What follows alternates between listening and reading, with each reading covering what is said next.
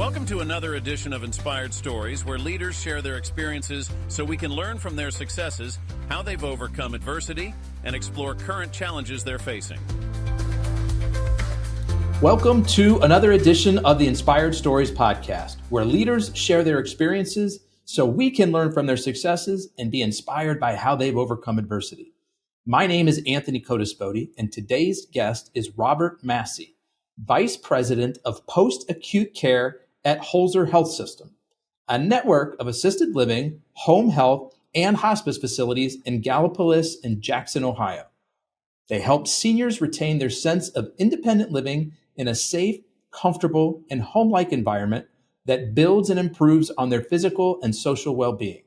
When it comes time to make the important decision of how to care for yourself or a loved one, you can feel comfortable with Holzer's communities that provide many amenities, including a comfortable home-like environment, along with security, independence, privacy, and companionship. Robert himself is working on a new startup called Fi for Health, where the focus is on providing financial education to healthcare workers. And we're going to learn a lot more about that. Now, before we get into all that good stuff today, our episode is brought to you by my company, Add-Back Benefits Agency, where we offer very specific and unique employee benefits that are both great for your team and fiscally optimized for your bottom line. One recent client was able to add over $900 per employee per year in extra cash flow by implementing one of our proprietary programs. Results vary for each company, and some organizations may not be eligible. To find out if your company qualifies, contact us today at addbackbenefitsagency.com. Now, back to our guest today, the Vice President of Post-Acute Care at Holzer Health System, Robert Massie. I appreciate you making the time to share your story today. Sure. I appreciate the invite. All right. So, Robert, let's start towards the beginning. Tell us about the journey that led you getting into the healthcare industry in the first place.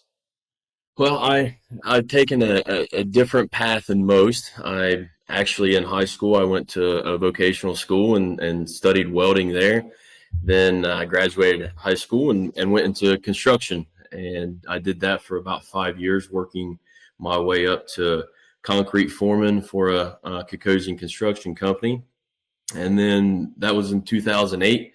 And there was quite a big a recession that happened at that time. So I got married on September 6th, and on September 8th, I was laid off. So I had to shift and kind of bounced around a little bit for a couple of years before deciding to go back to college. Even though I didn't take that traditional path, and a lot of times people don't think they can go back to college if they went to Votech school, but that isn't true. I'm an example of that.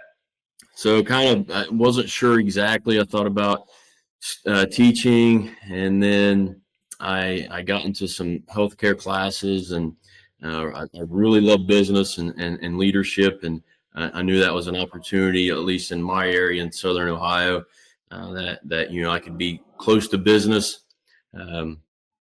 So I ended up getting 2 bachelor's degrees and a gerontology certificate. And then I sat for my nursing home administration test, and then I had to start back over again, really, when I got into healthcare, back at the bottom, and worked my way back up, financially. I was working part-time for minimum wage for Holzer at the time, installing the Lifeline units, the little units. If you fall and help, I can't get up and make the phone call. And then I transitioned to a long-term care company, and was able to, become an administrator there, traveled across the state, filling in while as an interim administrator for buildings that was without an administrator at the time. But then I came back to Holzer in 2018 as an administrator of the skilled nursing facility, and then in March of 2020 became the vice president of post-acute care. So we've got a lot more of your story to get into, but we've already hit on some really interesting elements so far that I'd like to dig into a little bit more.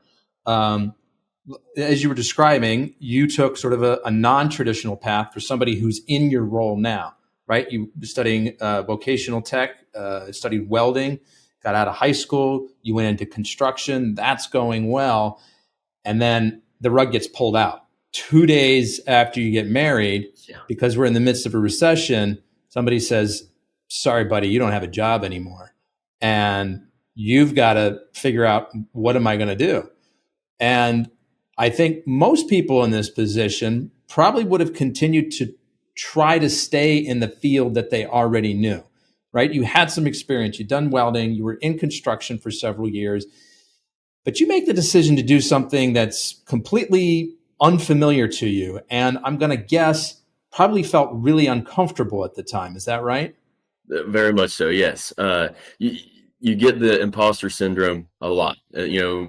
Walking back on a college campus again, really in high school, it seemed like the only reason I went to high school was to eat my lunch. I wasn't the greatest student. And I thought my path was going to be in construction, and then you just pivot. I think it's important to always be able to pivot, no matter where you are or what stage in life that you're in.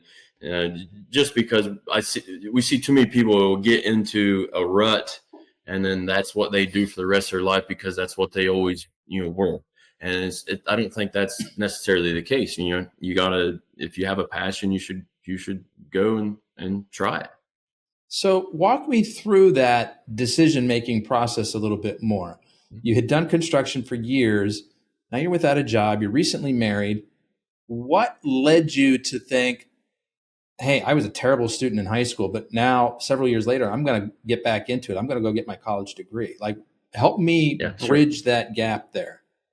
Sure. I think a lot of it was I knew I was better than the effort I put forth in high school. So, that was always kind of in the back of my mind. It's like you see a lot of people and they're going to college and starting a career, and college is kind of different. I think the perception of college is a little bit different even now than it was just 10 or 15 years ago, where people were coming up at my age, and I'm 38. It was a push to go to college. Everyone should go to college, whereas now that tide's changing a little bit. So I don't know if it was a little bit of that, but I always wanted to be in some sort of leadership, and I don't think it ever really mattered to me what that industry was. The passion for me is leadership and business. Okay. And so if you hadn't been laid off from your construction job, it's quite possible you would have stayed there and kind of moved up the ranks there. But that option was no longer available. And so you said, all right, dust myself off. I'm going to go back to college. And while you were taking these courses, you sort of discovered this interest and this passion in the healthcare field. Yes. I had a couple classes in healthcare, and it was something that I never really thought of, I guess, prior to taking some of those classes, of being able to satisfy that business want with healthcare. I always I assume, I guess, looked at business from, well, it's got to be in some sort of an industry, is it manufacturing, construction, whatever. But there, I just never realized there was the business side to healthcare like it is. That combined, I had some accounting classes, and that really caught my attention too, and being able to kind of put those two together, I thought was just a perfect fit. And I was a lot better student at starting back at 24, 25 years old, married, with payments, than I was in high school, and it was all free. So I just really just put my arms around it and took off. It's a great story that we've heard so far, and we're going to continue here. So I think you've been with Holzer for over 10 years. Is that right? Since 2018. I was with in 2014 and had a few years skip there, and then back in 18 full time. Gotcha. And what is it that drew you to Holzer? What do you like about the organization? Well, Holzer's a nonprofit health system that is hyper focused on the community. I've been in for-profit companies, and this is my first not-for-profit company, and just the community focus from leadership down. From the board of directors is community based, so it's just a huge focus around the community. It's independent still, which is almost like a dinosaur from Yeah. today's age. There's constantly hospital systems, health systems being gobbled up by larger entities, and we're trying our best to stay independent, just to make sure we're all localized, and that to me is a huge point. And they always, leadership always talks about, we serve two purposes: care for patients, and we provide jobs for the community. Robert, give us a 10,000-foot view of what Holzer does. Like, tell us sort of the different departments, and then we'll go a little bit deeper specifically into what you do at post-acute care. Sure. Holzer has two hospitals, one in Jackson, one in Gallipolis, multiple clinics, throughout our area. We provide care from birth all the way through primary care, surgery, uh, um, outpatient services, including therapies, to post-acute care with skilled nursing facility, assisted living, home health, and hospice. So it's really a complete health system, which is also a little bit unique. A lot of times you see health systems that maybe are more focused on outpatient care or acute care, or post-acute. Entities are usually solely in post-acute, whereas we have, we go from all the way from cradle to the end of life. And so structurally, Holzer's a nonprofit. There's sort of these different arms of the services. Do they each operate independently of each other? Like, is post-acute care kind of its own thing? It's sort of self-contained? Well, those are things that we work diligently on, trying to break those silos down. There have, as any organization that's a little larger in nature, there's different silos. I think Holzer over the past 4 or 5 years have really focused on breaking all those silos down to where we're one united health system. And while we may report up to different C-suite leaders, however, the C-suite works closely together, which then also filters down through the vice presidents, directors, administrators. It's really a tight network of coworkers, for a health system that's larger. Okay, so let's talk more specifically about the post-acute care division that you're the VP of. Explain to us the different services that you guys provide under that umbrella. Sure. So we have two assisted livings, one in Jackson, one in Gallipolis, and they provide, really a what would kind of be considered non-skilled care. Where it's apartment style living. We do have nurses and nursing aides, as well as dietary departments, housekeeping. But it's for a little lower acuity type. Say someone's just needing a little bit of help, where maybe they can't live at home anymore. They just need some help with their ADLs, dressing, walking, showering, etc. So we have that care, and then also inside of the assisted living, home health and hospice can come in to help those patients. Then we move into the skilled nursing facility, where traditionally known as a nursing home, where we are a 41 bed, all private rooms facility that really cares for that higher acuity level resident that can no longer be at home by themselves. Also, in that nursing home, we do have short-term care, where we have physical therapy, occupational therapy, and speech therapy. So, kind of an example would be if someone that had an accident at home, like a broken hip or something. receive care at the hospital, they would come to us for 20, 30, 40 days of rehab, and we rehab them to home, get them back to their home. So then that's our 3 facilities. Then from there, we also have home health, where we provide in-home services, including skilled nursing, aid care, as well as physical therapy, occupational therapy, and speech therapy in the homes. Those are for people that are considered homebound. So we come to them, provide great service in their home, trying to rehabilitate them back to becoming independent again.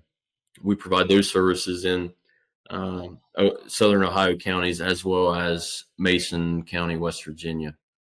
And then we also have a hospice service, which is for end of life. Hospice is someone that has a terminal diagnosis of 6 months or less to live, and that's where we provide care in the home or in a nursing home, and then also we have a hospice room in our hospital, and providing that palliative care and end of life care for the patient, and then also that support, emotional and spiritual support for the families, which we follow the families, past a death of their loved one. So that could go on for months or even years, that we have support groups for them. A couple of follow-up questions for you. The home health that you described, it sounds mostly like skilled care that's being provided. I know that there's some services where it's kind of it's more unskilled help. They come in and they kind of help you with things around the house. They're there for companionship. Do you also offer that level of care as well? We do not, and there is a difference between skilled and like you said, the unskilled of kind of homemakers. Our focus is that we're trying to be there when you have a deficit. We want to try to get you back to being independent again, and that's through skilled nursing care and therapy. And the follow-up service that you provide to families after end of life of their loved one, is that common with hospice care, or is that something that's a little bit special that you guys do? Well, all hospice agencies are supposed to have bereavement care, and I'm sure those change between agencies. It's something that we've really been focusing on even more recently, with in addition to a new staff member that's their sole focus, is that bereavement piece, because we feel that that's such an important need. Hospice care it's a great service, but a lot of times it's a service that is underutilized, and we feel like there's a huge opportunity for us to step in and help those families, because hospice care is just not about the patient, it's also about the family members as well. Mm-hmm. Oh, so true. How would you say that what you guys do at Holzer is maybe a bit different than what some other similar facilities and companies do? Sure. Yeah. Again, going back to that community mindset, we're a not-for-profit organization that wants to support the community, and that's our mission, is to support the community that we serve. It's not all about trying to grow and be the largest provider. For us, we want to be really, really good in our community, and providing that one-on-one care, making those small impacts in each person's life, because we are in Southern Ohio, where it is a smaller community, and you live and work with people, and not only our patients, but they could also be our friend, our childhood friend. So it's that connection, I think, that we have, that makes us unique and different, and we're all local, versus you get other larger or for-profit entities that their headquarters could be in another state, and we're all right here in Jackson, Gaia, Athens, Meigs, area, Mason County, West Virginia. We're all right here. I think And that's you the grew up in separator. this area as well. Yep. Born Yeah. and raised. Yep. And everyone on the C-suite, like I said, also with our board, they're all local. They're local business owners or community members. So I think that's the separator for us. Now, Robert, I see that you were the administrator there at Holzer for several years before moving up to vice president. Tell me a little bit about what your role was like as the administrator and how it's changed now that you're the vice president of the whole division. Sure. Administrator, they're the day-to-day, overseer of that facility. A lot of interactions with staff members, residents, daily interactions. You're overseeing. You have a department head team that you're overseeing, but you're also, on the front line with those nursing aides, dietary aides, cooks, nurses, etc. So you're really trying to funnel, everything through you and making sure, from a regulatory standpoint, you're meeting requirements, but then a customer service standpoint. So it's just that day-to-day operations of that facility, clinically, financially, and operationally. And then my role now is very similar. It's just at a little bit higher level with more the 3 facilities and 2 agencies reporting up to me. But really this it's the same concept. From an operational standpoint, how are we doing? What can we do? What's our barriers? How do we remove those barriers? And really trying to just support the administrators and directors of the division. What I think's interesting about your path, Robert, is, as you started over again, right? You started a minimum wage job in the healthcare system and worked your way up through the ranks. I mean, it's sort of the classic, I started in the mailroom kind of a thing. And, now I'm the VP and continuing to move up. I'm curious to hear which transition for you was maybe the most challenging.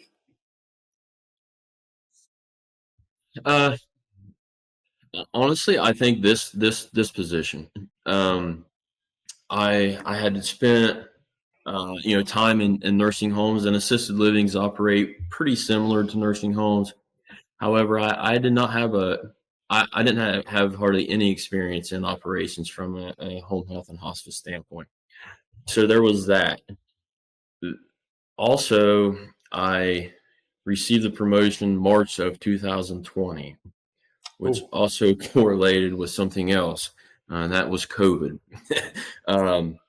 So my timing is either terrible or perfect. I'm not totally sure.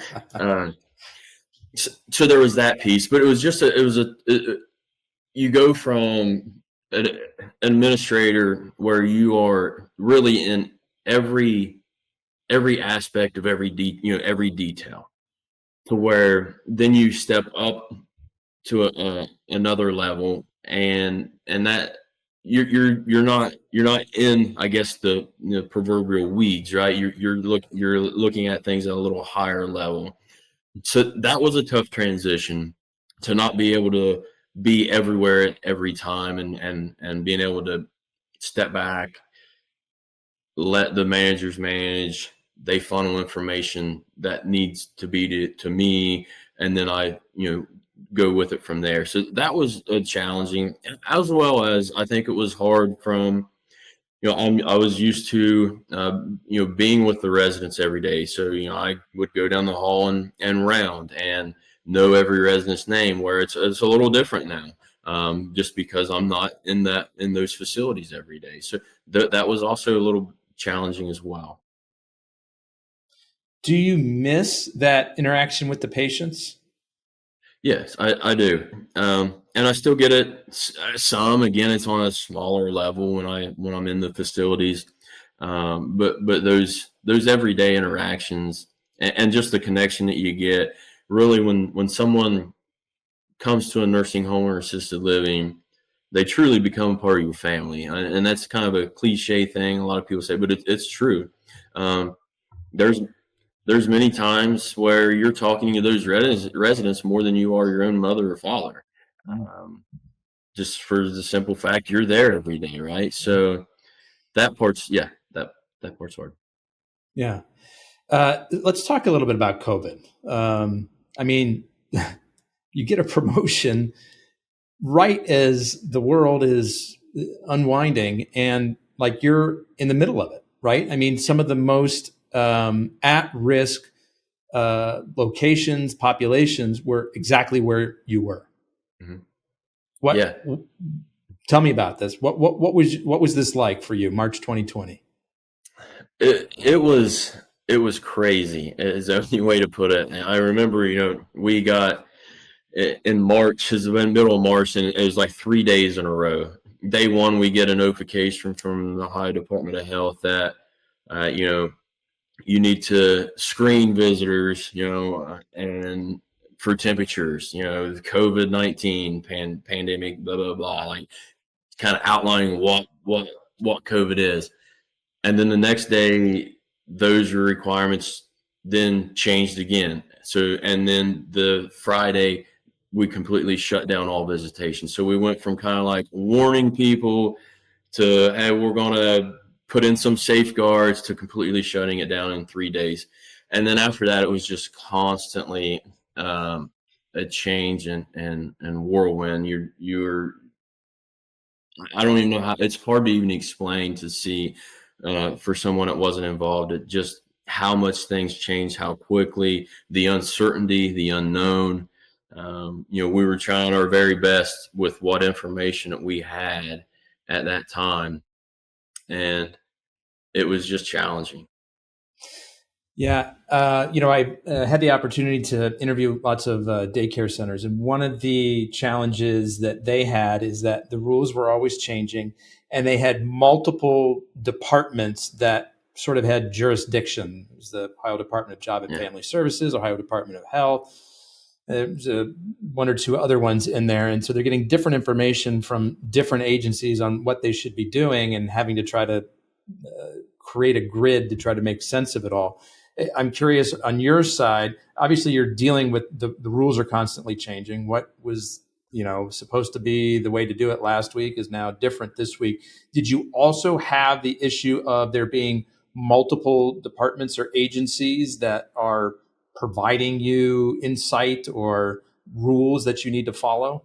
Yeah, somewhat. We had CMS was kind of the overreaching or overarching entity, and then ODH, and then also our local health department. However, information was coming out so frequently, or when information would come out, it had to be immediately implemented.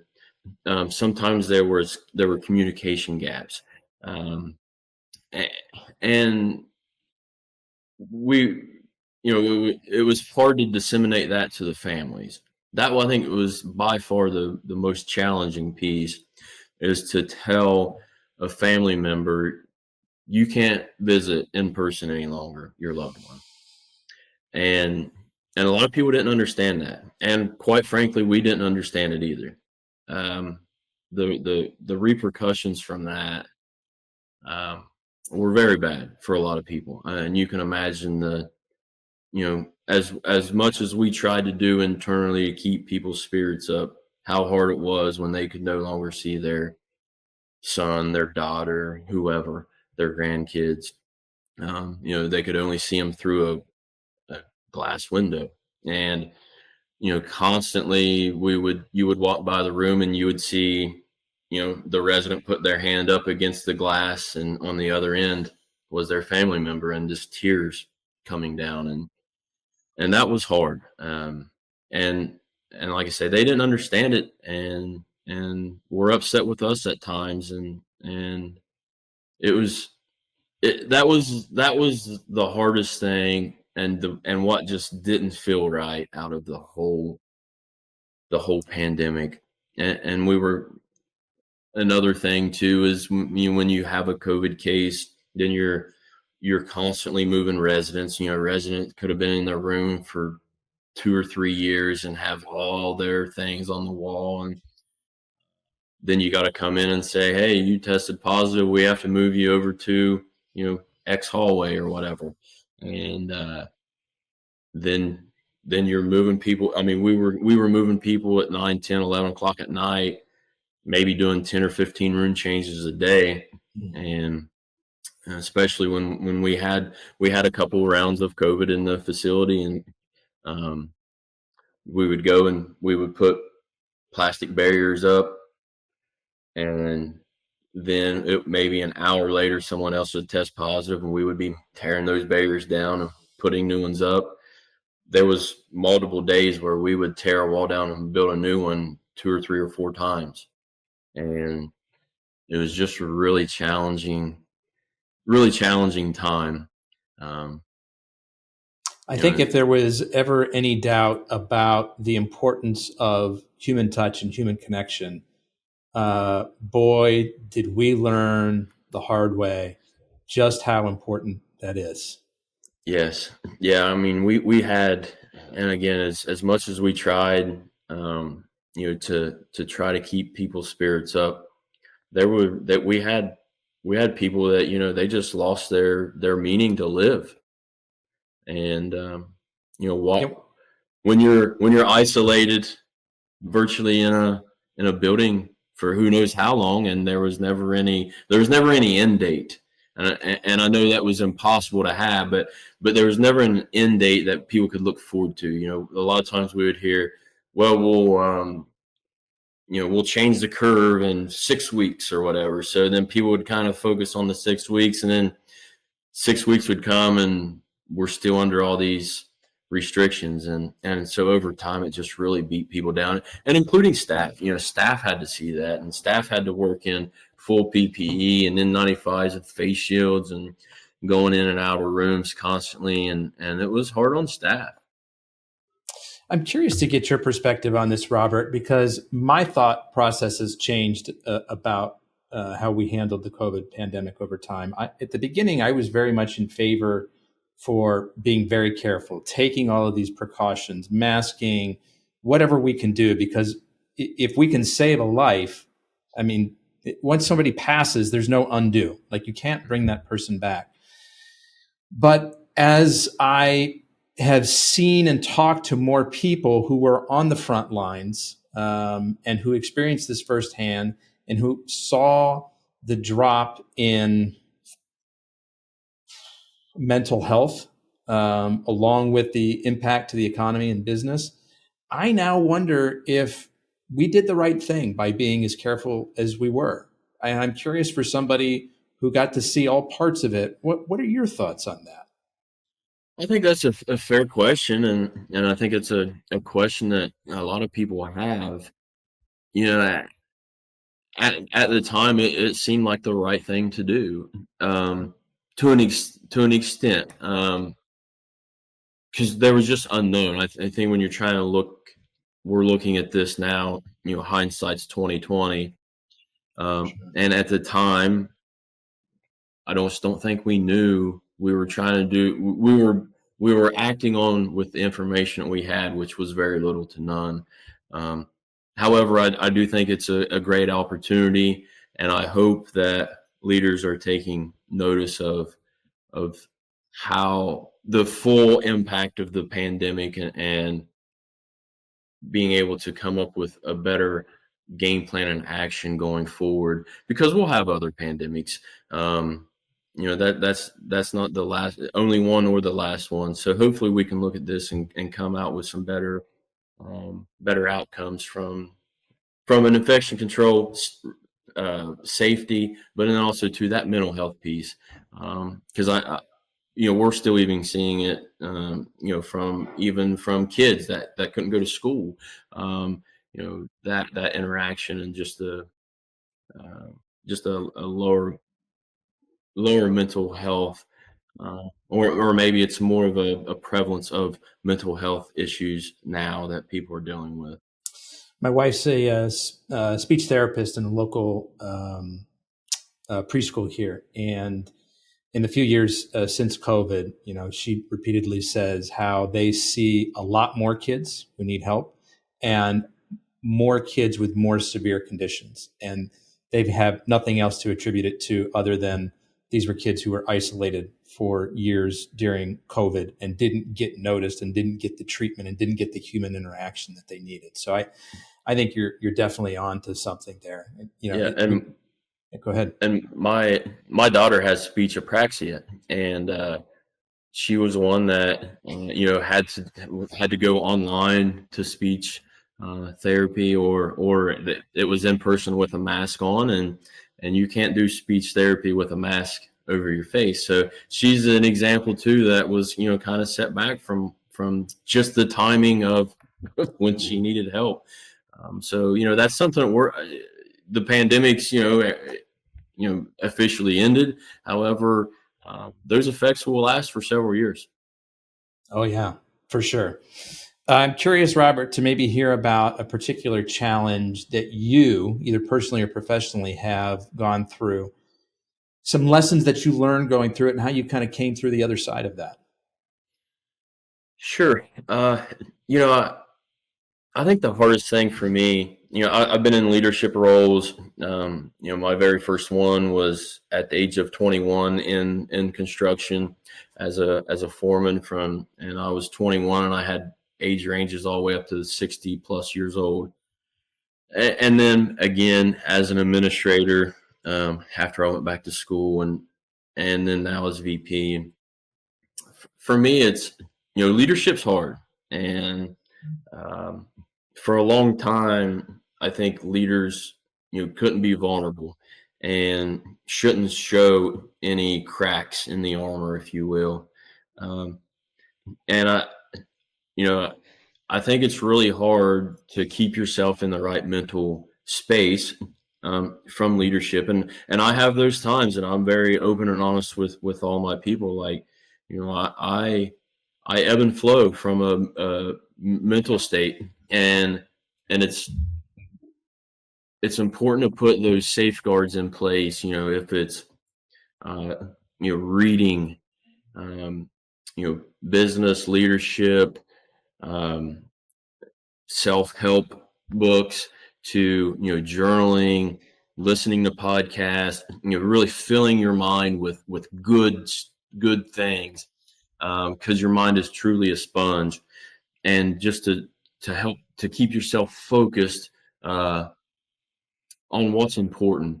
And I think that is something to this day I still struggle with. I go through times where I'm laser focused and there's nothing that can stop me, to times where then I go down the cliff and find myself in a bad mental space, and I know I'm not being a good leader at that point in time.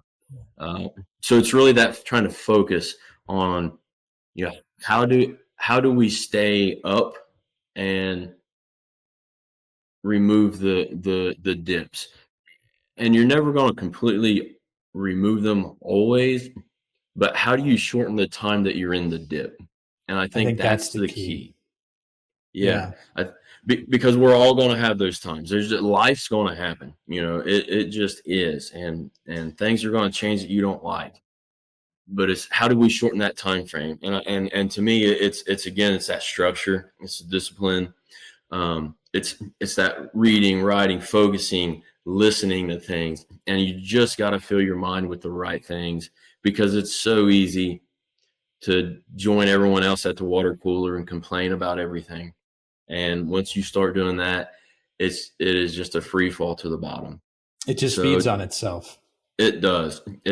And, it's kind of like that stacking effect. If you get yourself in a negative headspace, you are going to continue to stack on top and on top, and for whatever reason, to keep yourself there. And I don't know why that is, but it's just that focus on shortening that. I've thought a lot about this same topic too, Robert. And a theory that I had shared with me, and it makes a lot of sense, is, we're biologically wired to look for problems, right?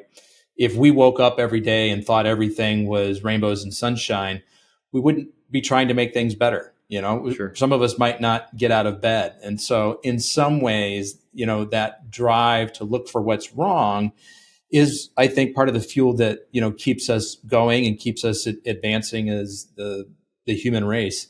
But you're right. There are times when that biological imperative sort of runs away with itself. And it's like, you're not just looking for a problem so that you can try to make things better. Like, your brain is just looking for problems in everything, and all you see are problems. And that's right when you start sort of spiraling down the drain. And what I'm hearing you say is, particularly when you notice that happening to you, how can you interrupt that pattern? And for you, what you've found are, hey, I recognize that my mind is a sponge. Let me find the podcasts that are giving positive message and uplifting. Let me find the YouTube videos, the books, the other resources that can help to take my mind out of that negative state and give it some good positive fruit and veggies, to feed on. Absolutely. And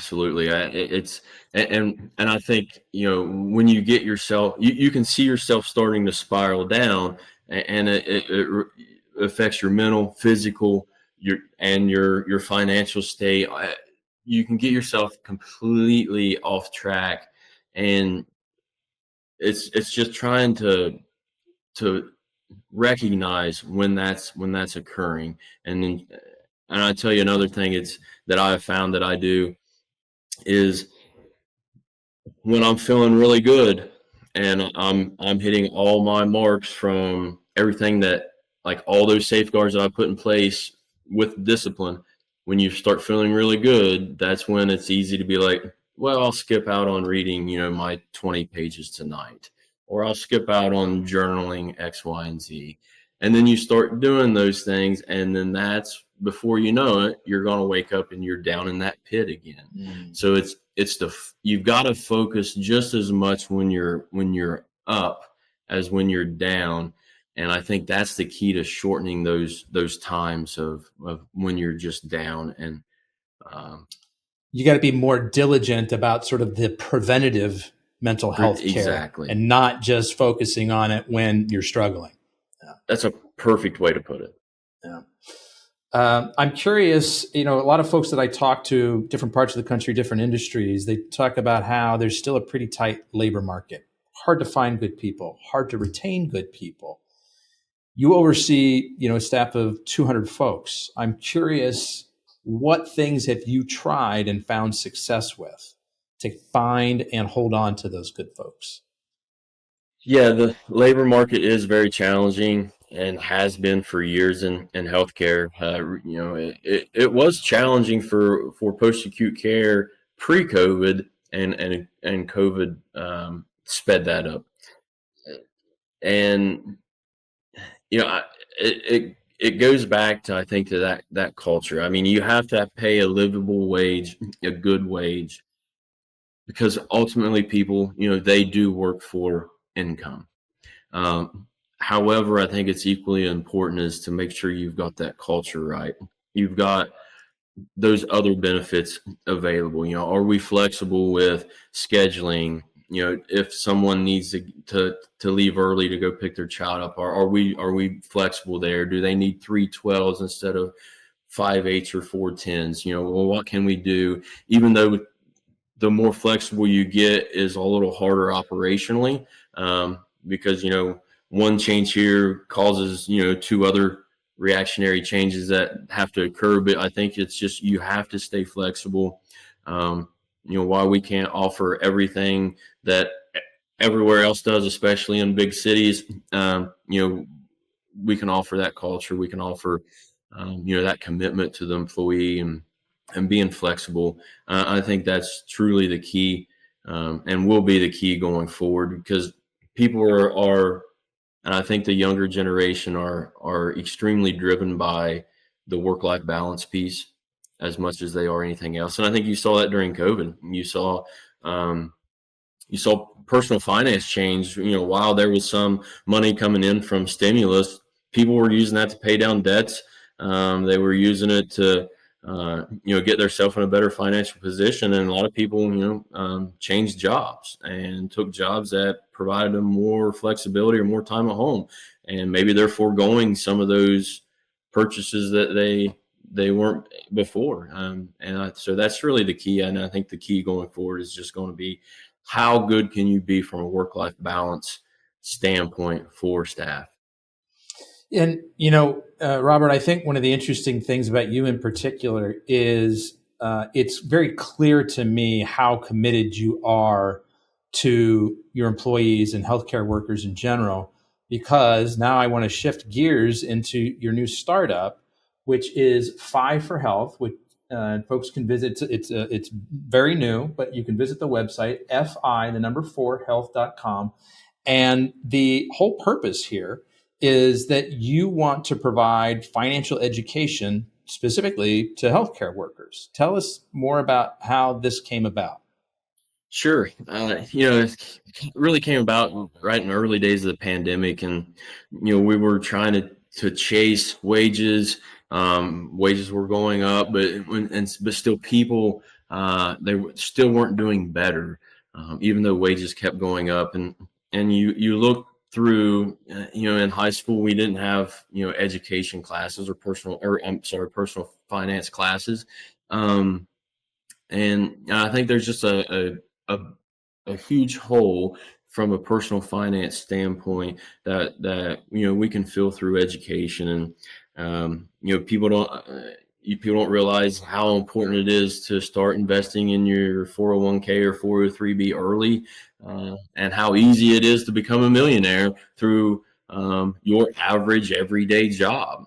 And a lot of times you hear that, well, I'll invest later, but that it's so important to get in your early ages and let compounding interest work for you. And then from an expense side, just tracking and budgeting, and there's just so much opportunity. I think that we can help people from a financial standpoint, which also ties back to that mental health as well.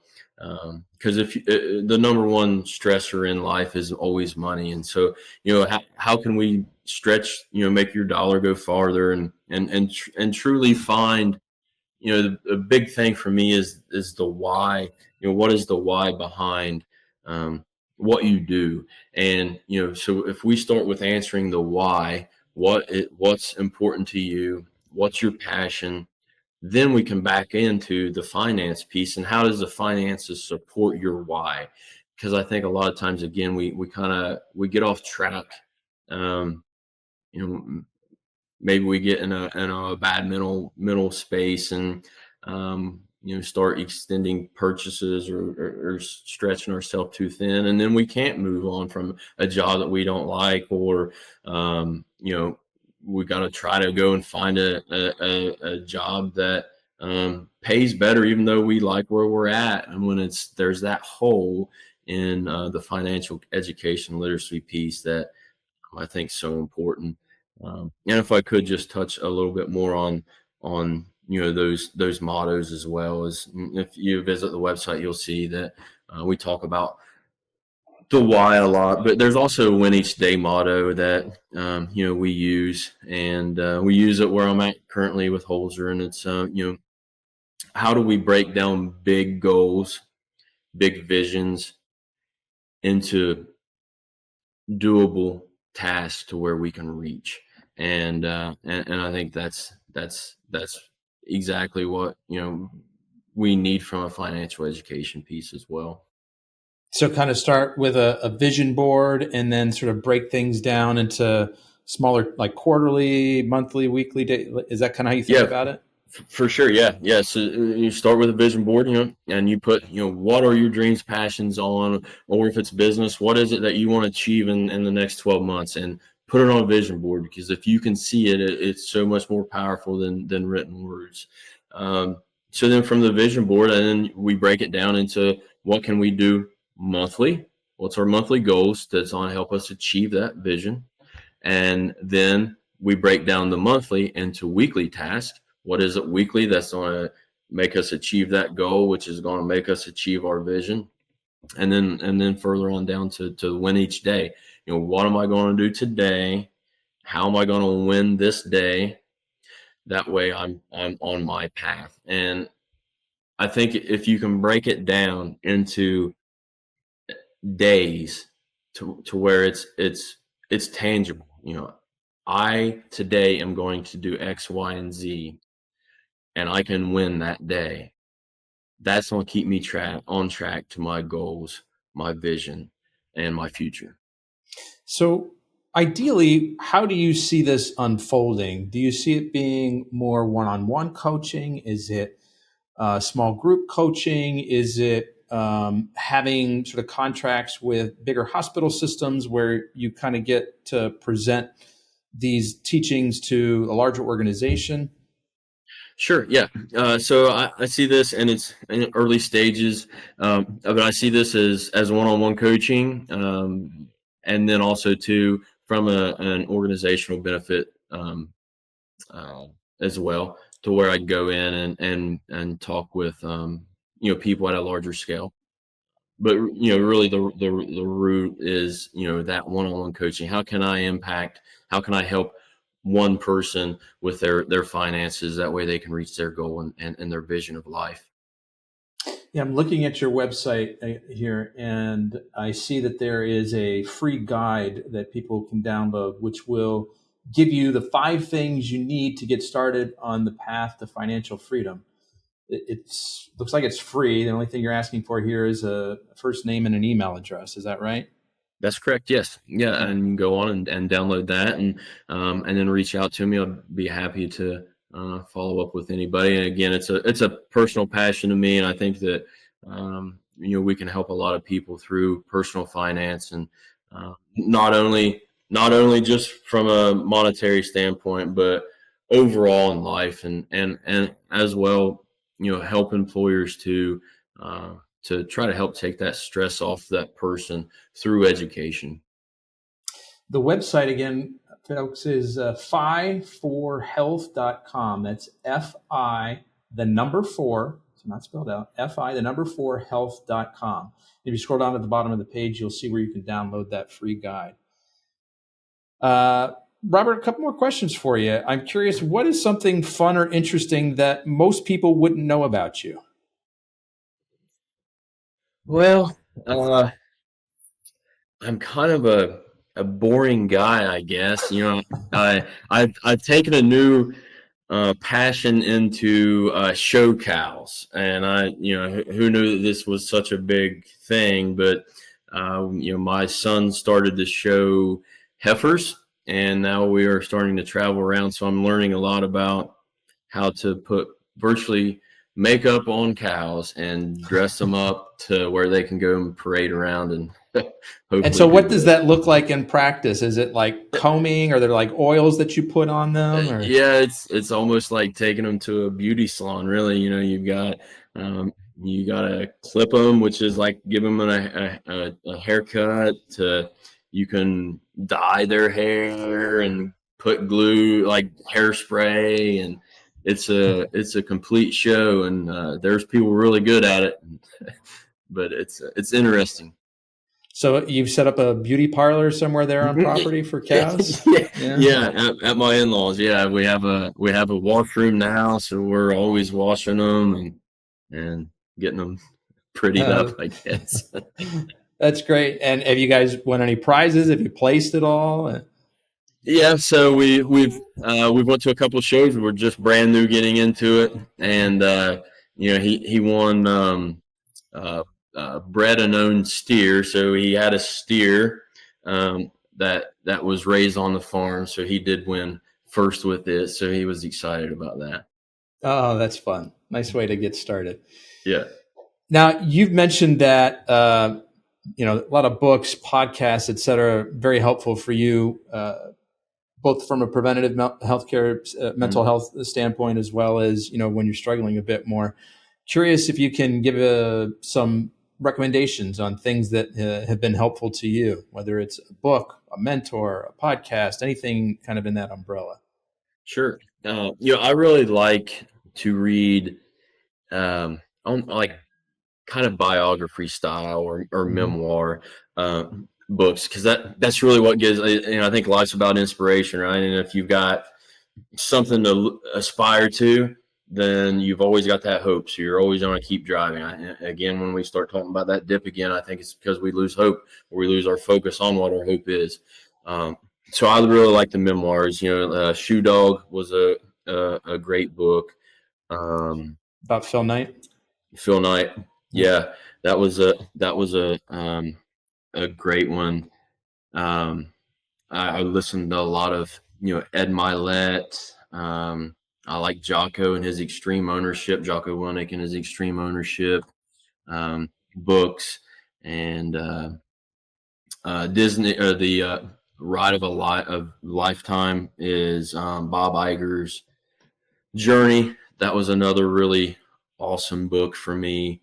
I just read a lot. I've recently gotten into the Savannah Bananas craze and Jesse Cole. So I'm finishing up. I just read Find Your Yellow Tux, which is a great book, and I'm finishing up his other one right now. But I mean, that's where I get inspiration from, especially someone like Jesse Cole, who if you watch anything, he just has so much passion and wants to change the game of baseball, and is doing so through the bananas.